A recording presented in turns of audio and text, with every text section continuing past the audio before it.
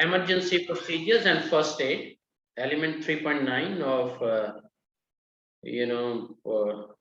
the last topic. You can consider the day emergency procedures and first aid.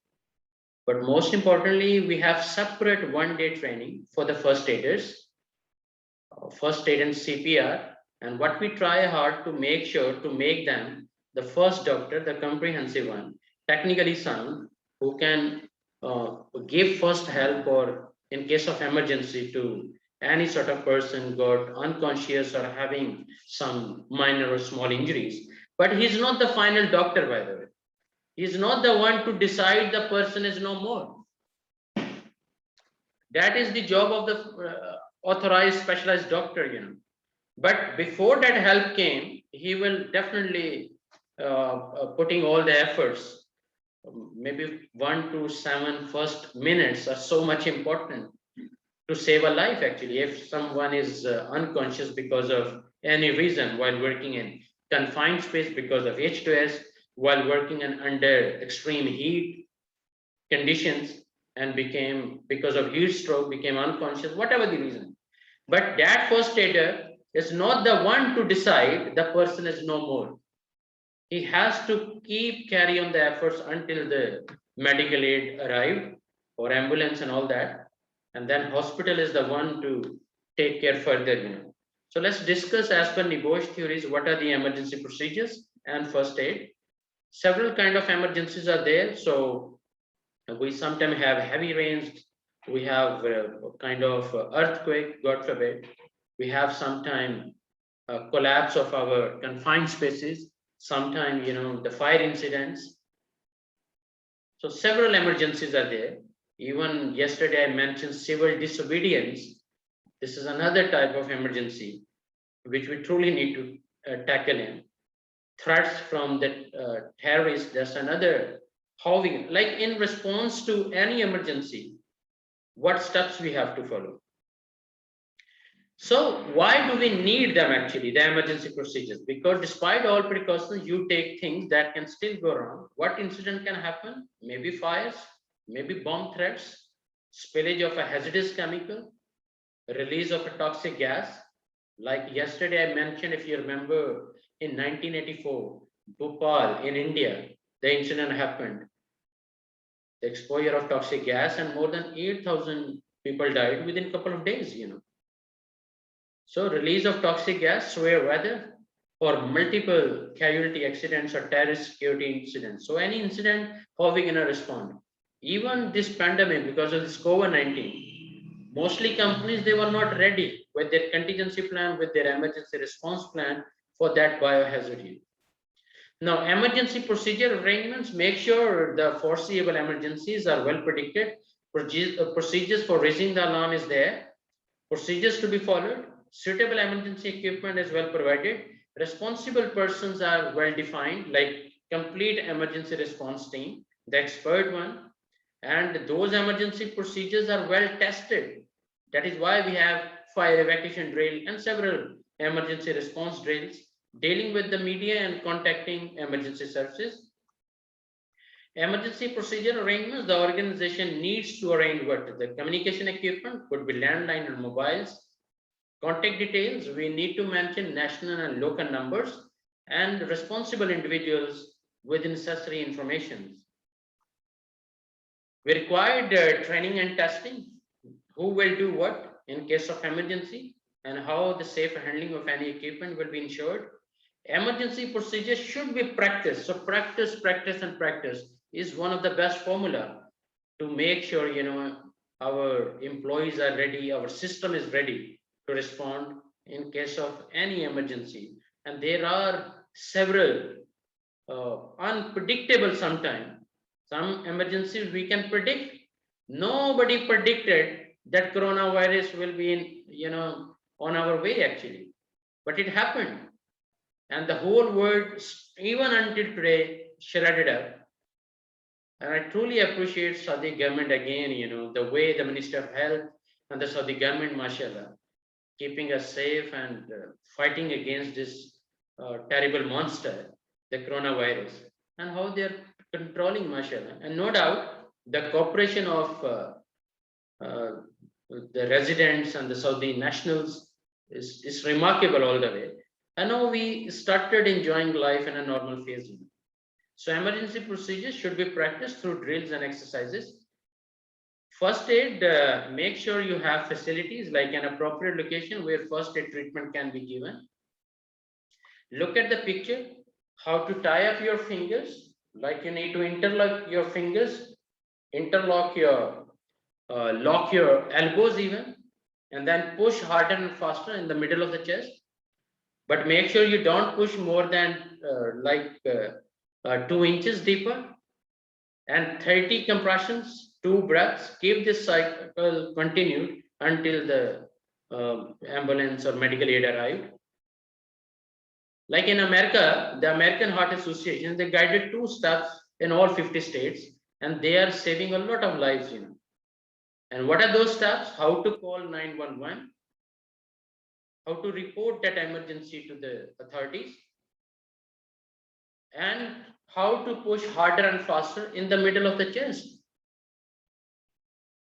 And keep it continued until the ambulance arrived. And through this way, they are saving a lot of lives.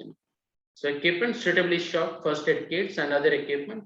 Personnel, make sure they are trained enough. And I'm sure Sadara have, mashallah, the trained first aiders for each project in several areas of your business. What facilities we required? Centrally located, accessible by emergency services, clean and adequately heated, ventilated and lit, and also hand washing facilities like chair and clinical waste bins. Make sure the first aid kits are there, eye wash stations. As an auditor, let me highlight, I noted eye washers, but sometimes sensor not functioning. Eye washer is there, water is not there. Eye washer with water, but water is contaminated. Eye washer is in the hidden area, nobody can see easily. It is in irrelevant area. Like you are working with the chemicals, but eye washer is very far away from you. So wrong location of eye washers. Eye washer is not displayed or mentioned on the fire evacuation map, so people can easily understand how many eye washers are there and what are their locations. So several issues, each segment. Even sometime I noted the first aid kits, they have first aid boxes, but locked, and key is with the supervisor.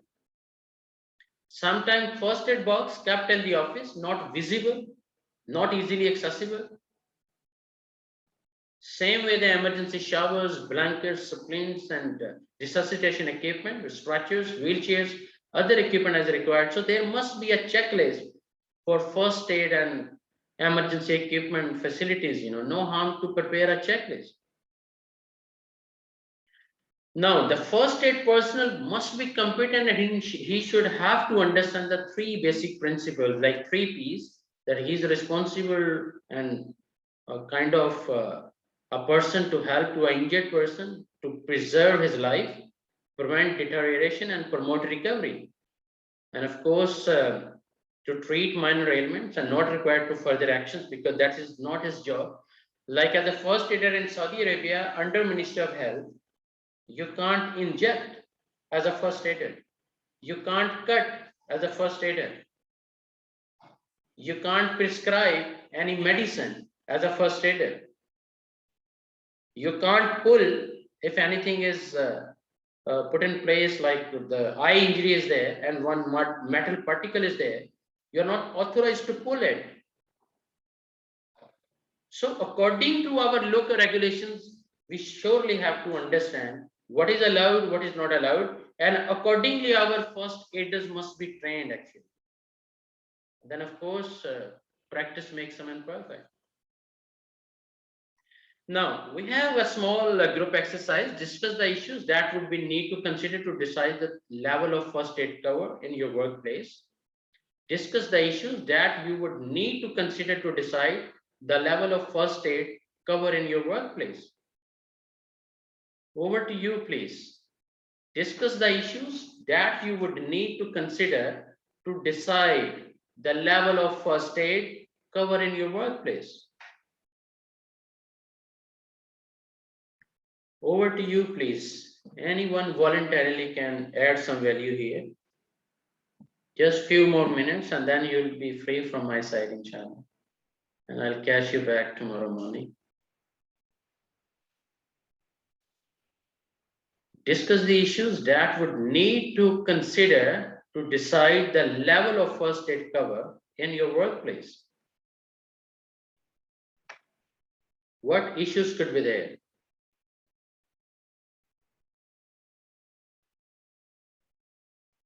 And that is why you need first aid.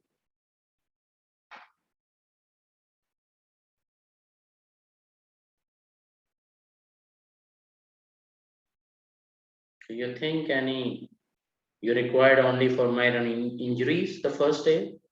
Or you think people can be unconscious, you have a lot of confined spaces, and you required a full first aid cover?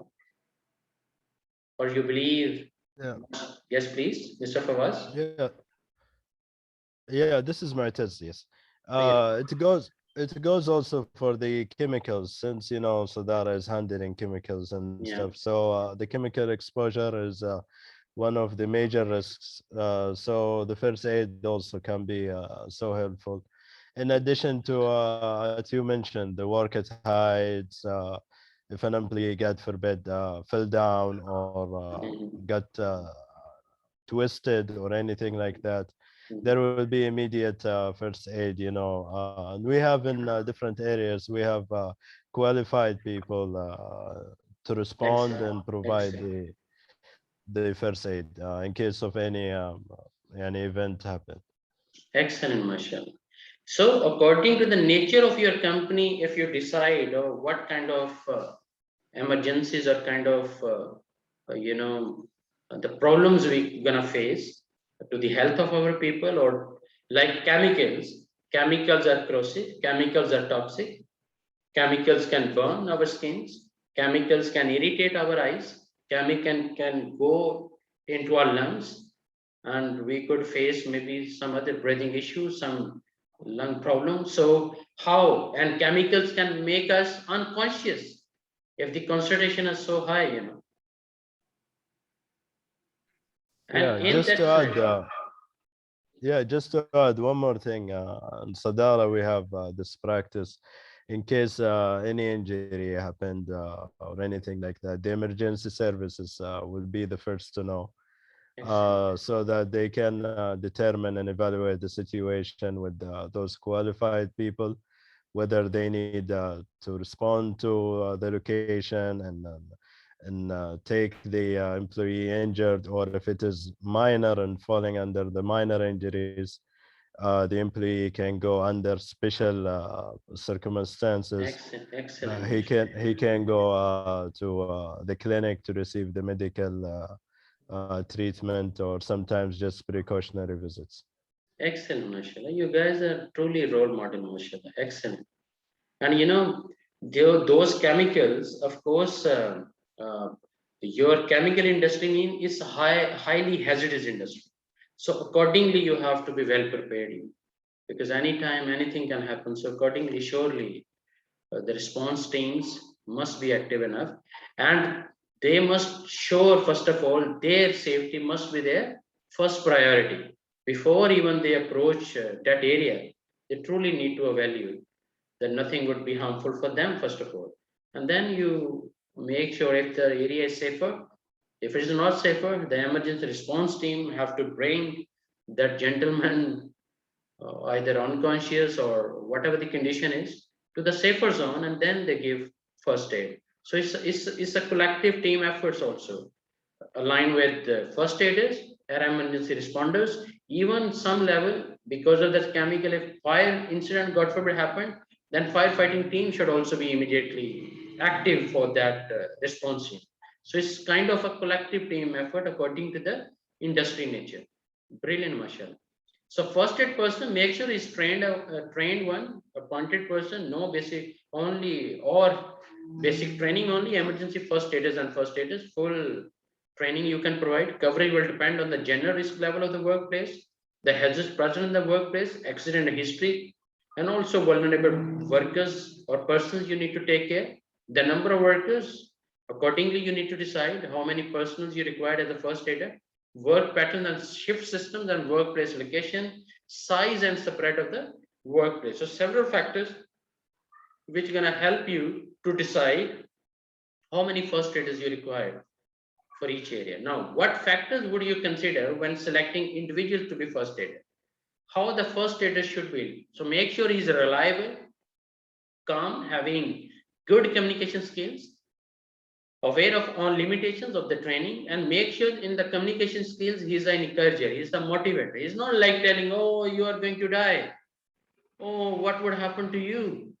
So he should be an encourager. Don't worry, you are in the safe hands, everything will be okay, everything will be all right. So he must be an encourager, he must be motivated, a positive communicator, instead of giving some threats, the person is already in trouble. They're aware of all limitations of the training and ability to observe new knowledge and learn, ability to cope with stressful situations, not going to be panicked, have a solid control on nerves, and able to accept responsibility, physically fit enough. And I found this is the most neglected area. You hired first aiders and they are not basically physically fit for that particular job. Like giving 30 compressions, it's required strong shoulders and some powers you require, manly powers. Otherwise, if you have the weak one or the sick one or the person not physically fit, how come, just maybe one cycle of 30 compressions and second round is tied up and could be, God forbid, the second victim might be. So the selection should be, comprehensive for the first aiders. Now, consideration of the need for first aiders, considering gender, ancestry, and also religious convictions, must be able to be released from normal duties to attend an incident. So that was all about the summary of this element 3. We discussed several things like the safety culture. We also discussed how to improve the culture, safety culture, human factors. We discussed positively, negatively, how human factors can influence our safety culture. And most importantly, we discussed the principles of 5 steps to risk assessment. And another point, general principles of prevention. We discussed control measures for MOC, management of change in the workplace. Also, how to develop and implement a safe system of work for general activities. What is the role of a permit to work system? And most importantly, the emergency procedures and arrangements must be in place to tackle different kind of emergencies. And also we understood what is required for the effective provision of first aid in the workplace. So thank you very much, guys.